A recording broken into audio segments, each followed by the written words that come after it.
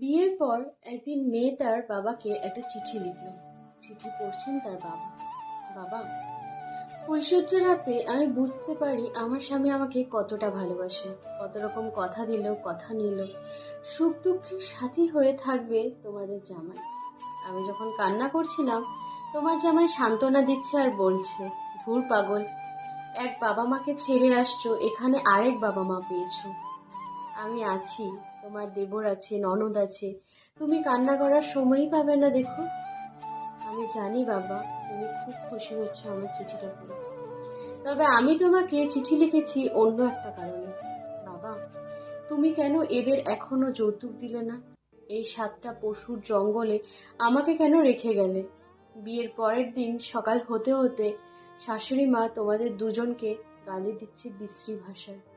আমি তোমার জামাইকে জিজ্ঞাসা করলে বলে মার সাথে কি